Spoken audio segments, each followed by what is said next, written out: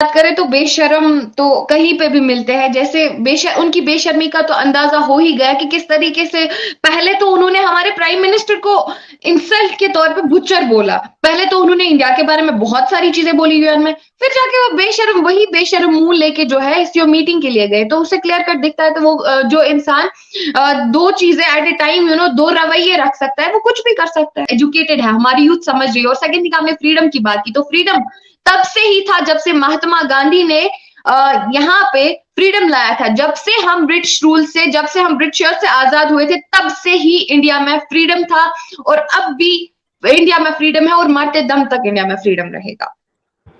How are you this much sure about future of India? Media जो बोले जरूरी नहीं। आपको अगर कोई बात बताता है तो आप लोग 110% उससे एग्री कैसे कर सकते हैं? देखिए सुनिए बात, आपका मीडिया जरूरी नहीं है। मैंने आपको पहले भी बोला है कि पाक मीडिया जो बोले जरूरी नहीं है कि वो इंटरनेशनल मीडिया भी बोले। इंटरनेशनल मीडिया भी इस चीज पे रिसर्च कर चुकी है। आप न्यूज़ें देखिए, आप देखिए बहुत सारे ऐसे इंटरनेशनल मीडिया प्लेटफॉर्म्स है जहां पे क्लियर कट जो है हम लोग इल्जामात नहीं देते हैं कि ये पाकिस्तान ने किया है। हमारे पास प्रूफ होता है। आपकी कंट्री ये दावा करती है कि हमें कश्मीरियों से मोहब्बत है, तो भाई ये कौन सी मोहब्बत है कि आप बॉर्डर से ड्रग्स भेजोगे, आप वेपन्स भेजोगे, आप किसी छोटे से बच्चे को थ्रू टेररिस्ट, किसी छोटे से बच्चे को 15 साल 14 साल बच्चे को हाथ में उनके स्टून्स थमा के उनको दहशतगर्दी की ओर भेजोगे। और अगर कोई जर्नलिस्ट यहाँ कश्मीर वैली में अपने हुब्बुल वतनी के होने का दावा करता है, अपने हुब्बुल वतनी के होने का जज्बा दिखाता है और वो एक आर्टिकल लिखता है, तो उस बारे में क्या किया जाता है? उस बारे में पाकिस्तानी दहशतगर्द, एक खुफिया दहशतगर्द उनकी टारगेट किलिंग करता है। ये कौन सी इंसानियत है, आप मुझे बोलो। भुट्टो ने हमारे प्राइम मिनिस्टर की इंसल्ट की थी by calling him a butcher, और आज वो इंडिया के बोल रहे हैं कि मुझे अच्छा लग रहा है, मुझे वो हो रहा है, मुझे ये हो रहा है, इंडिया में रह के मुझे बहुत अच्छा फील हो रहा है, मैंने एससीओ की मीटिंग ये की। इवन आपने उनका इंटरव्यू भी देखा होगा।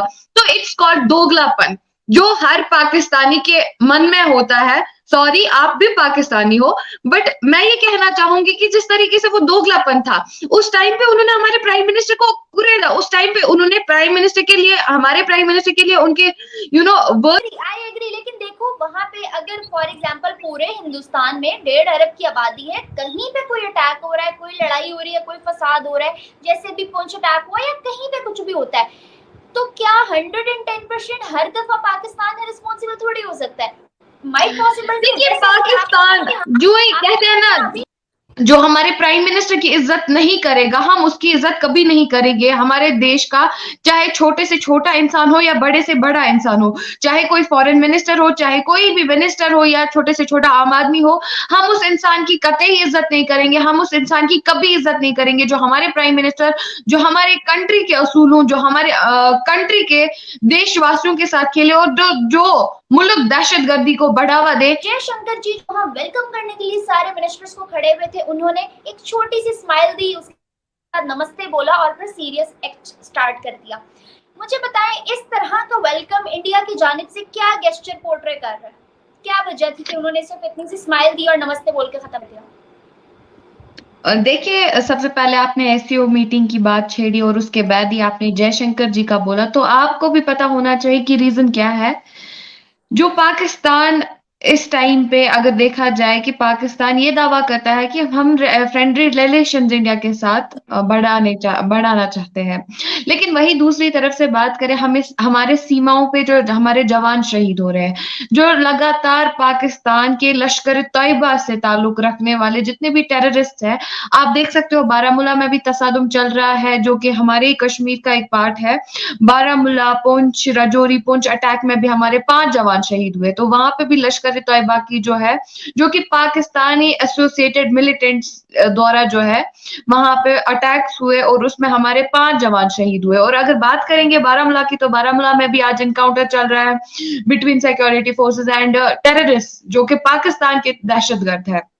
और वही बात करें बॉर्डर इलाके टीटवाल की, तो कुछ दिन पहले वहां पे इनकाउंटर चल रहा था। किस तरीके से पाकिस्तान एक तरफ से तो दहशतगर्दी को बढ़ावा दे रहा है, एक तरफ से तो वो इंडिया अपने दहशतगर्द भेज रहा है, चाहे लश्कर तैयबा के हवाले से बात करें या फिर और किसी तंजीम के हवाले से बात करें, मिलिटेंट की तंजीम, उनकी फंडिंग के लिए, उनकी टेररिज्म के लिए उनको कौन सपोर्ट कर रहा है, उनको कौन आगे बढ़ावा दे रहा है, दहशतगर्दी को कौन आगे बढ़ावा दे रहा है, ये बाकी नेशंस भी जानते हैं।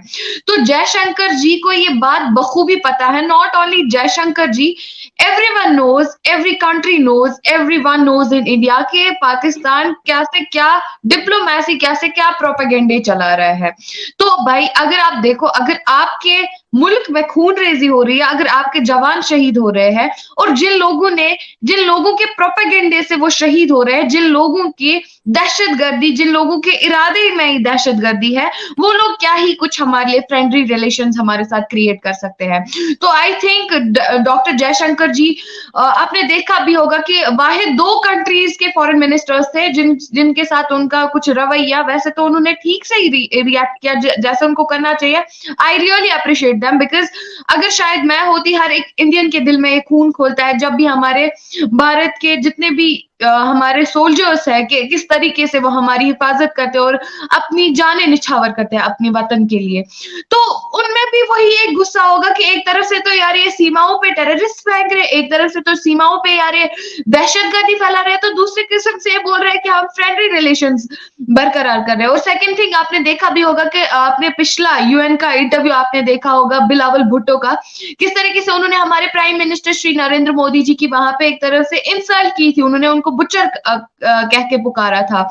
तो आई थिंक जो हमारे प्राइम मिनिस्टर की इज्जत नहीं करेगा, हम उसकी इज्जत कभी नहीं करेंगे। हमारे देश का चाहे छोटे से छोटा इंसान हो या बड़े से बड़ा इंसान हो, चाहे कोई फॉरेन मिनिस्टर हो, चाहे कोई भी मिनिस्टर हो या छोटे से छोटा आम आदमी हो, हम उस इंसान की कतई इज्जत नहीं करेंगे, हम उस इंसान की कभी इज्जत नहीं करेंगे जो हमारे प्राइम मिनिस्टर, जो हमारे कंट्री के असूलों, जो हमारे कंट्री के देशवासियों के साथ खेले और जो मुल्क दहशतगर्दी को बढ़ावा दे, हम उसके साथ कैसे ही क्या अच्छा रवैया दिखाए। here I'm having a question कि अभी आप लोगों के पास, इंडिया के पास इस दफा एक बहुत बड़ा चांस, बहुत बड़ी अपॉर्चुनिटी है कि वो इतनी बड़ी बड़ी मीटिंग्स को जो है हेल्ड करवाने जा रहा है और करवा भी रहा है करंटली इन इंडिया। मुझे बताएं, क्या पर्सनल ग्रजेस जो जितने भी थे आज तक चलते आए थे जिस मुल्क से, उन तमाम का बदला लिया जाएगा इन मीटिंग्स में आपके मिनिस्टर्स की जानिब से? देखिए, बदला तो नहीं लिया जाएगा, इवन बदला किसी भी चीज से। तो कि ऐसे गेस्टर्स इसी तरह की कोई चीज पोर्ट्रे करेंगे ऑडियंस के माइंड में? देखिए, सबसे पहले तो मैं आपको ये बोलना चाहूंगी कि जिस तरीके से उन्होंने वेलकम उनका किया, वैसे तो अगर पर्सनल ग्रजेस को देखा जाए, पर्सनल ग्रजेस का आपने बहुत सारे पाकिस्तान की जानिब से बहुत सारे टेरर अटैक्स हुए हैं, चाहे पुलवामा अटैक की बात की जाए, कारगिल वॉर की बात की जाए, तो जिस तरीके से पाकिस्तान ने टेरर अटैक्स किए तो उनका बाज़ाब्ता यहाँ से जवाब मिला। ऐसा नहीं है कि पर्सनल ग्रजेस का आज जवाब दिया जाएगा, जवाब तब भी दिया गया था, जवाब आने वाले समय में भी दिया जाएगा, जवाब तब दिया जाएगा जब पाकिस्तान दहशतगर्दी के हमले करेगा। लेकिन सवाल यहाँ पे ये है, उन्होंने चाइना को भी बहुत कोल्ड वेलकम किया है। चाइना ने तो हमले नहीं किए, चाइना के साथ तो और कुछ देखिए, चाइना ने हमले नहीं किए, लेकिन चाइना ने दहशतगर्द मुल्क पाकिस्तान का भरपूर सपोर्ट किया है। आप भी जानते हैं कि किस तरीके से, किस प्रकार से चाइना जो है लद्दाख के मसले को कुरेद रहा है, वो वहां पे दावा कर रहे हैं। आपके गांव ये ब्यूरोक्रेट्स वहां से दावा कर रहे हैं कि कश्मीर हमारा है, तो वहां के ब्यूरोक्रेट्स दावा कर रहे हैं कि लद्दाख हमारा है। भाई आप मुझे बोलो, आपने विरासत में लिया था कश्मीर को या आपने लद्दाख को विरासत में लिया था? It is the part of our country, it is the integral part of our country. And second thing, आप बोल रहे हो कि पर्सनल ग्रजेस को रखा जाएगा, तो आपने देखा भी होगा कि किस तरीके से एससीओ मीटिंग में भरपूर जो है फैक्ट्स पे बात की गई। वहां पे हमारे जयशंकर जी ने क्लियरली बोला, क्योंकि एससीओ मीटिंग एक अमन सुकून के लिए थी। भाई जब अमन सुकून आप कायम करना ही नहीं चाहते हो, जब पाकिस्तानी गवर्नमेंट अमन सुकून चाहती ही नहीं है, जब पाकिस्तानी गवर्नमेंट ने खुद ही अपने रिलेशंस इंडिया के साथ खराब किए थे, जबकि आर्टिकल की एब्रोगेशन हुई थी, जबकि 370 और 35 की एब्रोगेशन हुई थी, जबकि एक तरह से आपके फॉरेन मिनिस्टर यहाँ पे आ रहे हैं ये जताने के लिए कि हम फ्रेंडली रिलेशंस कायम करना चाह रहे हैं। तो भाई आज ये जो टेरर अटैक्स हो रहे हैं हमारी सीमाओं पे, बॉर्डर्स पे, अभी इनकाउंटर चल रहा है टीटवाल करना साइड से, बारामूला से, रजौरी से, तो वो क्या है? तो वो आप मुझे बोलिए, उसी चीज को लेकर के डॉक्टर जयशंकर जी ने, आपने वो स्पीच भी सुनी होगी कि किस तरीके से उन्होंने बाकी मुल्कों से जितने भी वहां से फॉरेन डेलीगेट्स आए थे, किस तरीके से उन्होंने टेररिज्म पे चर्चाशाही की, किस तरीके से उन्होंने बोला कि टेररिज्म को बढ़ावा नहीं देना चाहिए, जो भी कंट्रीज टेररिज्म को बढ़ावा देती है, उन्होंने एक बार क्लियर कट मैसेज में बोल दिया कि टेररिज्म को हमें बढ़ावा नहीं देना है, हम टेररिज्म जो भी मुल्क टेररिज्म को बढ़ावा देता है वो सख्त से सख्त उस पर कार्रवाई की जाएगी और वो जरा भी बर्दाश्त नहीं किया जाएगा। अगर वो लोग एक अटैक करेंगे तो उसका यहाँ से 10 बारी जवाब दिया जाएगा। और सेकेंड थिंग, उन्होंने अपनी बातों में क्लियरली बोला कि जो नेशंस टेरर फंडिंग्स करते हैं, जो नेशंस दहशतगर्दी को बढ़ावा देते हैं, वो भी बंद कर लेनी चाहिए। और इन्होंने एससीओ मीटिंग्स में कई डेलीगेट से गुजारिश भी की, जो नेशंस ऐसा करते हैं उन पे सख्त से सख्त चर्चाशाही होनी चाहिए, बातचीत होनी चाहिए, ताकि जो है अमन सुकून फैलेगा। अमन सुकून ऐसे नहीं फैलता है कि आप एक साइड से एससीओ मीटिंग में जाओ तो दूसरे साइड से हमारे बॉर्डर्स पे जो है हमारे इन जवानों पे अटैक्स करो, उनको शहीद करो, टेररिज्म को बढ़ावा दो, अपने वहां से वो क्या बोलते हैं उनको, हिजबुल मुजाहिदीन या फिर जितने भी आपकी दहशतगर्दी तंजीमें हैं उनको बॉर्डर्स पे बेच के जो है हमारे यहाँ पे अमन सुकून, क्या अमन सुकून वहां पे कहाँ जाता है आपका अमन सुकून? आप ही लोग जो है टेररिस्ट को बेच के बॉर्डर्स पे हमारे कितने बॉर्डर्स पे जो है सिपाही शहीद होते हैं, तो तब कहाँ जाती है वहां की अमन सुकूनियत? और सेकंड थिंग, मैंने अभी जिन दिनों बिलावल भुट्टो जरदारी के वहां एससीओ में जाने की बात हो रही थी और उन्होंने इरादा किया था कि वो वहां में जाके मीटिंग अटेंड करेंगे गोवा में, उन्हीं दिनों हिना रब्बानी पाकिस्तान से बिलोंग करती है, उनका एक आया था बहुत ज्यादा हाइलाइट्स में, उनकी एक स्टेटमेंट चल रही थी जिसमें उन्होंने ये कहा था कि Kashmir is not a problem and Kashmir is not even our problem. तो हम लोग कश्मीर को ना ही तो मसला बना रहे हैं, ये यूएन की जिम्मेदारी है, वो जाने, उनका काम जाने, हम लोग उसको लेके अब फर्दर कंटिन्यू नहीं करेंगे चीजों को। उनकी जानिब से इस तरह की स्टेटमेंट जिसकी तस्दीक हमारे और भी मिनिस्टर्स ने की, मुझे बताएं वो स्टेटमेंट क्या थी? फिर वो भी तो अभी इन्होंने बोला कि देखिए, अगर आप रिबा की बात कर रहे हैं तो आपने ये भी स्टेटमेंट जानी होगी कि किस तरीके से यूएन में जो है पाकिस्तान को ये भी बोला गया था कि पाकिस्तान ऑक्यूपाइड कश्मीर से अपनी सिक्योरिटी हटाओ। तो जब वो यूएन के उस मसले से जब वो यूएन के उस फैसले से सहमत नहीं है तो वो कैसे यूएन के दूसरे फैसलों से सहमत होंगे?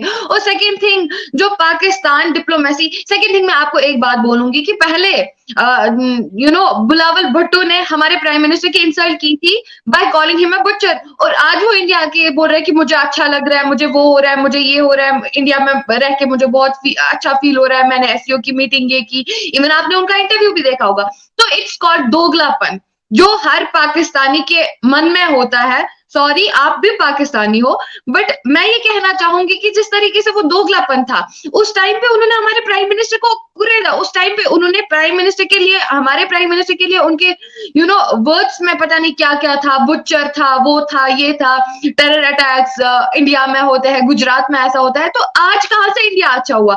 तो सेम मैं यही बोलना चाहूंगी, आपके पॉलिटिशियंस ये बस एक दोगलापन है जो वो दिखा रहे हैं, बिकॉज उनको पता है कि आज हमारी इकोनॉमी डाउन है, हम टेक्नोलॉजिकली वीक है, हम इकोनॉमिकली वीक है, तो इट्स बेटर अगर हम इंडिया के साथ अच्छे रिलेशंस बनाए, अगर इंडिया हमारी हेल्प करे, जबकि उन्होंने ही स्टार्ट किया था।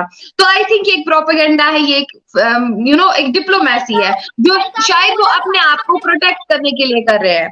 फाइका, आपने बोला कि यहाँ के पॉलिटिशियंस को वहां अब ताल्लुकात अच्छे करने हैं, अवाम भी यही चीज रही है कि हिंदुस्तान से ताल्लुकात अच्छे करो, मगर पॉलिटिशियंस हैं कि अपनी अनाप पेड़े में, यही तो मेजर मसला है कि वो ताल्लुकात ठीक ही नहीं करना चाहते, खराब कर देते हैं, फिर ठीक कर लेते हैं, फिर खराब कर देते हैं, फिर अभी तक क्लियर नहीं कर पा रहे, उनका माइंडसेट क्लियर नहीं है कि उनको ठीक रखने हैं या उनको खराब रखने हैं। इस सिचुएशन को बीइंग एन इंडियन आप लोग किस तरह देखते हो? देखिए, अवाम तो हर जगह पे अच्छी है, अवाम पाकिस्तान में भी अच्छी है, अवाम इंडिया में भी अच्छी है, लेकिन कुछ लोग आपकी अवाम में, कुछ पॉलिटिशियंस आपके कंट्री में, मैंने बार बार ही दोहराया है, जैसे कि हर एक पाकिस्तानी, मैंने बहुत से पाकिस्तानी इसका इंटरव्यू के हाल ही में मैंने एक पाकिस्तानी का इंटरव्यू किया था, निमरा जी शायद, तो उनसे मुझे जानने को मिला कि हमें बचपन से ही यही चीज सिखाई जाती है कि कश्मीर में ऐसा होता है, इंडिया में ऐसा होता है, इंडिया में वैसा होता है, तो हमारे जहनों में वो चीजें बैठ गई है। तो जाहिर सी बात है, आपने बहुत सारे इंटरव्यूज देखे होगा, आपने ग्राउंड लेवल पे भी काम किया होगा, किस तरीके से एक पाकिस्तानी का माइंडसेट है वो हम चेंज नहीं कर सकते हैं, क्योंकि कई ऐसे इंटरव्यूज आए हैं कश्मीर से भी, इंडिया से भी, जहां पे फैक्ट्स पे बात की गई है और जहां पे फुल नॉलेज दिखाई गई है, लेकिन तब जाके भी आपके पॉलिटिशियंस, आपके ब्यूरोक्रेट्स मानने को तैयार नहीं है। तो इसमें हम क्या कर सकते हैं, आप ही बोलिए। इसमें आम जनता क्या कर सकती है? पिसती है तो एक आम जनता ही पिसती है, जैसे कि इस टाइम पे पाकिस्तानी अवाम पिस रही है, पाकिस्तानी अवाम के साथ जुल्म ज्यादती हो रही है। तो जब वो अपने राइट्स पे बात नहीं कर पा रहे हैं, जब वो उस बढ़ती महंगाई पे बात नहीं कर रहे हैं जो पाकिस्तान में लगातार चल रही है, तो वो क्या ही कुछ अब इंडिया और पाकिस्तान के रिलेशंस की बेहतरी उनकी क्या ही सुनी जाएगी? आप ही मुझे बोलिए, आप ही से मैं जानूंगी। क्योंकि यूजुअली अगर देखा जाए, महंगाई भी वहां ही है, लोगों के साथ जुल्म ज्यादती भी वहां ही है। पाकिस्तान ऑक्यूपाइड कश्मीर में आप देख सकते हो माइनॉरिटीज के साथ कैसे जुल्म ज्यादती की जाती है, कैसे रिलीजियस सेंटिमेंट्स लोगों के हर्ट किए जाते हैं सिर्फ इस्लाम को मद्देनजर रख के। तो जो बेचारे लोग खुद अपने हकूक के लिए लड़ने में अभी नाकाम रहे हैं, वो कंट्री के रिलेशंस दूसरी कंट्री के रिलेशंस में बेहतरी कैसे ला पाएंगे? वो कैसे लड़ पाएंगे उनके लिए? उनको मैं बस यही मैसेज देना चाहूंगी as a Kashmiri, as an Indian, आप पहले अपने हक के लिए लड़ो, उसके बाद जो है आप अपने लिए सही रहबर चुनो। आप अपने लिए वही रहबर चुनो जो कि आपको टेररिज्म की तरफ ना लेके जाए, जो कि आपको दहशतगर्दी की तरफ ना लेके जाए, बल्कि कश्मीर के मसले को छोड़े, कश्मीर का कोई मसला नहीं है, इंडिया का कोई मसला नहीं है, बस जो कि आपकी कंट्री के डेवलपमेंट पे ध्यान दे। बिकॉज यूजुअली पाकिस्तान में जिस प्रकार से डिप्लोमेसी, पॉलिटिशियंस, पहले तो पाकिस्तानी लोग ये भी दावा करते हैं, आप मेरा इंटरव्यू चेक करना, वहां पे एक पाकिस्तानी गर्ल क्लियरली बोल रही है, पहले तो मुझे समझ नहीं आ रहा है फॉरेन मिनिस्टर उनको बनाया किसने, उनको तो कौमी लैंग्वेज नहीं आती है पाकिस्तान की, उनको तो उर्दू जबान भी नहीं आती है पाकिस्तान की, तो how a man can be a foreign minister if he don't know his national language? वो कैसे ही बन सकता है? तो आई थिंक इस बारे में लोगों का क्या ख्याल है? तो फाइका आपने अभी बात की पब्लिक की, और आपने बोला कि आपको पाकिस्तानियों से ही जानने को मिला कि बेस के अंदर जो है हेट्रेड डाल दिया गया है और वही नफरत बच्चे लेके उनकी ग्रोथ होती है। No doubt, I agree. ये चीजें हम भी इतने टाइम से सुनते आ रहे हैं, करते आ रहे हैं, प्रैक्टिकल में भी देखते भी आ रहे हैं, but with the passage of time हमने लोगों की सोच बदलने के इरादे के साथ साथ पहले अपनी सोच बदली। ये सारी चीजें बिल्कुल सही हैं, लेकिन ऑन अनदर हैंड साइड अगर हम बात करें इंडियंस की, तो मैंने इंडियन इंटरव्यूज भी देखे हैं जहां पे हमें बहुत सारे इंडियन से भी सुनने को मिलता है वी डोंट लाइक पाकिस्तान, क्योंकि पाकिस्तान वाले जो है वो नफरत करते हैं, पाकिस्तान वाले बुरे लोग हैं, पाकिस्तानी जो है वो आके दहशतगर्दी फैलाते हैं। ऑब्वियसली इंडियंस तो नफरत करेंगे ही भाई, आप मुझे बोलो, आप आई एग्री, लेकिन देखो वहां पे अगर फॉर एग्जांपल पूरे हिंदुस्तान में 1.5 अरब की आबादी है, कहीं पे कोई अटैक हो रहा है, कोई लड़ाई हो रही है, कोई फसाद हो रहा है, जैसे भी पुंछ अटैक हुआ या कहीं पे कुछ भी होता है, तो क्या 110% हर दफा पाकिस्तान है रिस्पॉन्सिबल थोड़ी हो सकता है?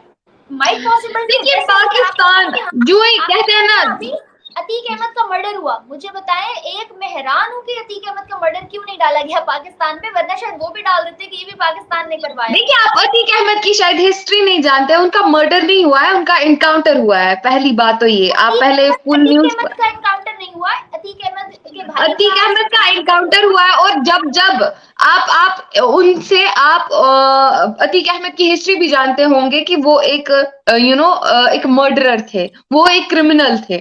तो किस तरीके से, किस प्रकार से जो है पुलिस ने उसका स्टेटमेंट दिया है, आपने भी देखा होगा। सेकंड थिंग, आप बात कर रहे हैं कि 110% की हर बारी पाकिस्तान की गलती नहीं होती है, तो आपको मैं बताना चाहूंगी कि वही पाकिस्तान जिसने बहुत सारे ऐसे इश्यूज किए हैं, देखिए क्लियर कट, यहाँ पे वर्ल्ड में कितनी कंट्रीज है, बहुत सारी कंट्रीज है, यूएसए है, दुबई है, अरब एमिरेट्स है, जिनसे हम हमारे काफी अच्छे ताल्लुकात है। तो why only Pakistan? Because Pakistan ही एक ऐसा मुल्क है जो हर टाइम पे यूएन में जाके, या 2 ऐसी कंट्रीज है जो कि हमेशा भारत की मुखालफत करते हैं। तो इस वजह से जाहिर सी बात है, हम लोगों में पैट्रियोटिज्म है, हम लोगों में अपनी वतन के लिए हम लोगों में हुब्बुल वतनी है। तो हम एज एन इंडियन कैसे बर्दाश्त करेंगे कि हमारे इंडिया में जो है जवान शहीद हो रहे हैं, हमारे कश्मीर में, अगर कश्मीर की बात करें तो मीर से कश्मीरी एज पाकिस्तानियों की ज्यादा खुंदक रहती है। बिकॉज क्या है ना, कि हमने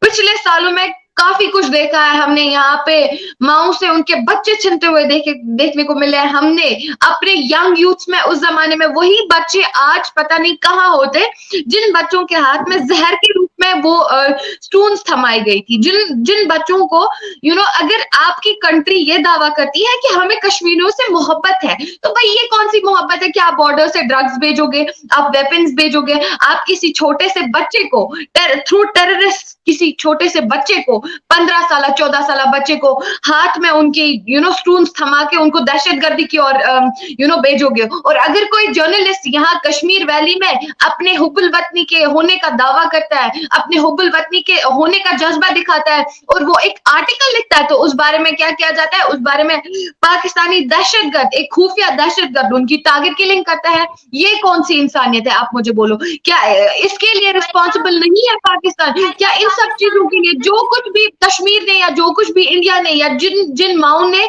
अपने बच्चे खोए सिपाहियों के रूप में जो हमारे इंडिया की रक्षा करते थे बॉर्डर्स पे, क्या इन चीजों को मद्देनजर रखते हुए एक इंडियन को नफरत नहीं हो सकती है पाकिस्तानियों की?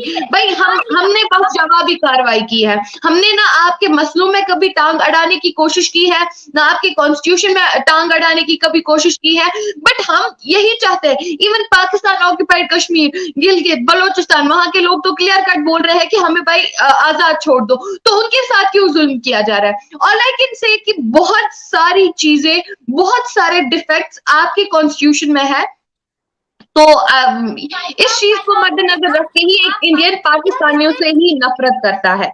इंडिया के अंदर कुछ भी होता है, इंडियंस मान लेते हैं कि वो पाकिस्तान ने किया है, इंडियंस प्रूफ भी देते हैं वो पाकिस्तान ने किया है, इंडियन नफरत भी दिखाते हैं कि वो पाकिस्तान, क्योंकि उसके प्रूफ भी होता है ना। अगर आपके मुल्क में इंटेलिजेंस है तो हमारे मुल्क में 1000 गुना ज्यादा इंटेलिजेंट माइंड्स रहते हैं, हमारे मुल्क में ज्यादा इंटेलिजेंस काम करती है, तो वो भी इस चीज पे रिसर्च करती है कि हमला कहाँ से हुआ, दहशत का सिक्का किसने आजमाया।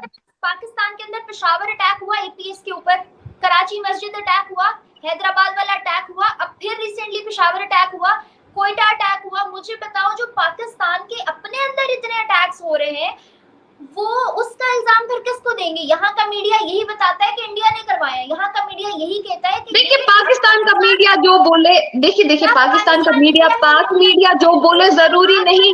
आपको अगर कोई बात बताता है तो आप लोग 110% उससे एग्री कैसे कर सकते हैं?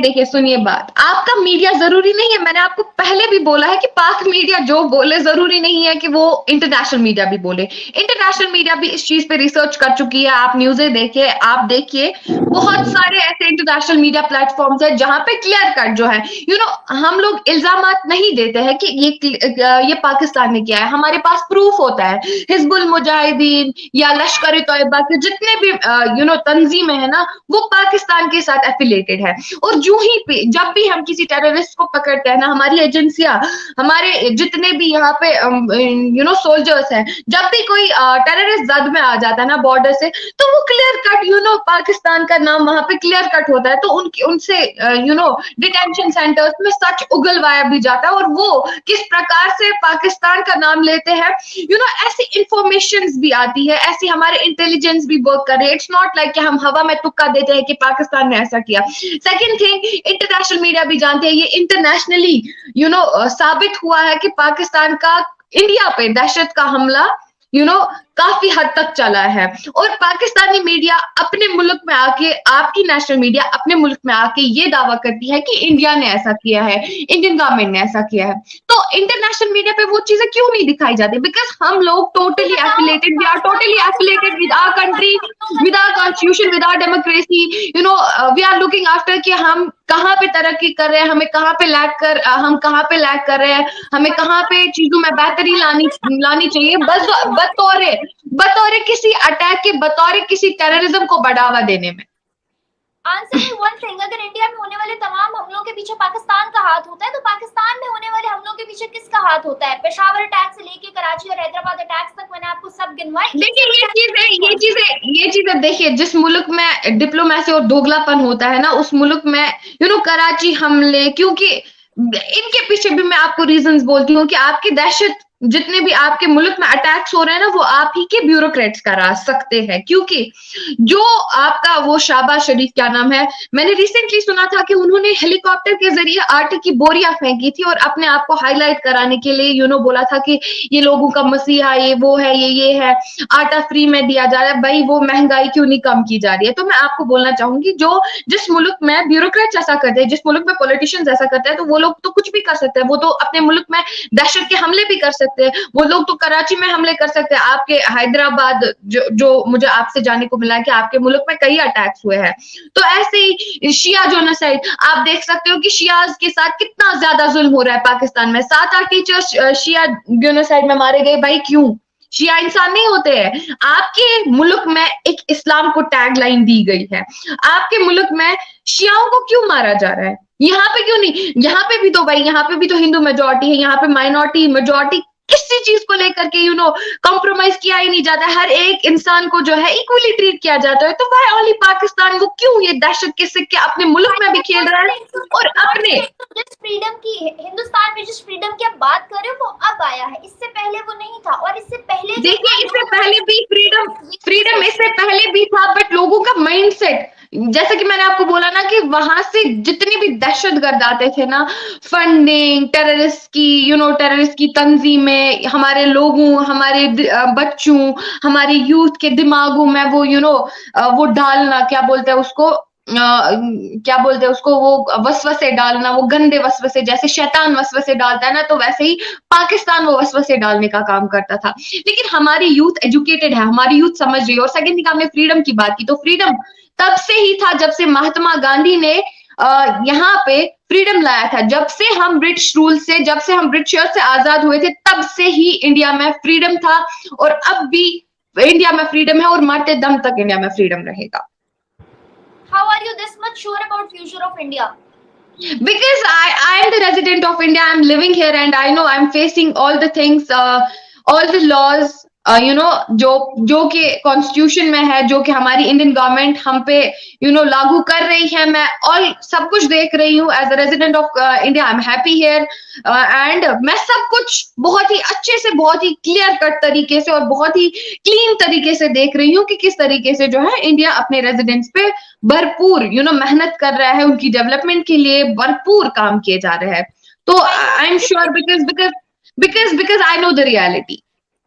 फाइका, व्हाट डू यू थिंक जो कोल्ड बिहेवियर इस दफा जयशंकर जी की तरफ से बिलावल भुट्टो जरदारी को मिला हिंदुस्तान की जानिब से, उनके रिप्रेजेंटेटिव का, इसके बाद क्या आने वाली मीटिंग्स में बिलावल भुट्टो दोबारा हिंदुस्तान जाना चाहेंगे?